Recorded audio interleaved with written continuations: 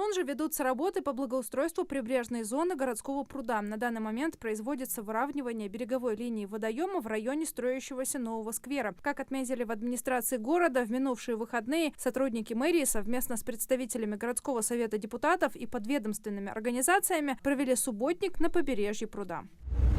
В Госдуме одобрили законопроект о штрафах за незаконную деятельность коллекторов. Законопроектом предлагается ввести в Кодекс об административных правонарушениях штрафы за незаконное использование юридическим лицом в своем наименовании словосочетание «профессиональная коллекторская организация», установив их на уровне от 20 до 50 тысяч для должностных лиц и от 100 до 300 тысяч для юридических. Законодательством регламентируется общение коллекторов с должниками, но наказание за нарушение не предусматривается.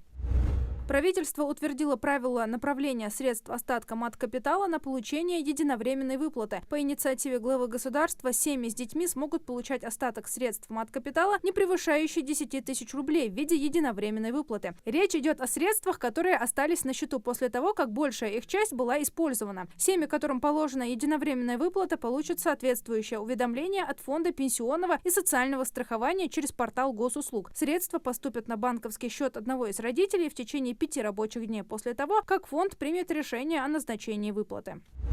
В Совете Федерации предложили привлечь к осенней сельскохозяйственной уборочной кампании в России школьников и студентов бакалавриата. Автор инициативы сенатор Наталья Косихина отметила, что не представляющий вреда здоровью полезный труд позволит учащимся отвлечься от неприятных мыслей, даст возможность познакомиться с новыми людьми и овладеть новыми навыками. По ее словам, старшеклассников можно вывозить на работы на 1 день, а студентов на выходные. В Госдуму внесут законопроект о наказании за использование дипфейков. За такое преступление предлагается наказывать штрафом до 400 тысяч рублей или в размере заработной платы или иного дохода осужденного за период до 2 лет, либо обязательными работами на срок до 480 часов, либо исправительными работами на срок до 2 лет, или принудительными работами на срок до 5 лет с ограничением свободы на срок до 2 лет или без такового, либо лишением свободы на срок до 6 лет с ограничением свободы на срок до 1,5 лет или без такового.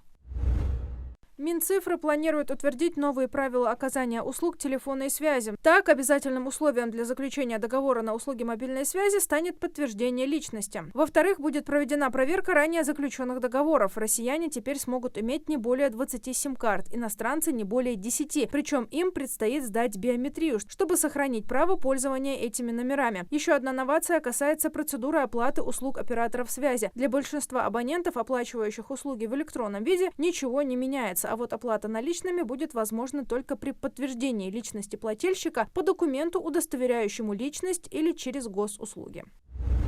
Полузащитник Акрона Султмурат Бакаев признан лучшим футболистом матча 8-го тура российской премьер-лиги с Химками. Поединок закончился со счетом 3-0 в пользу тольяттинской команды. Бакаев отыграл 78 минут, забил первый гол в матче и сделал результативную передачу. В турнирной таблице Акрон идет на 10-й строчке, набрав 8 очков. В текущем сезоне Бакаев записал на свой счет в РПЛ 3 результативных удара.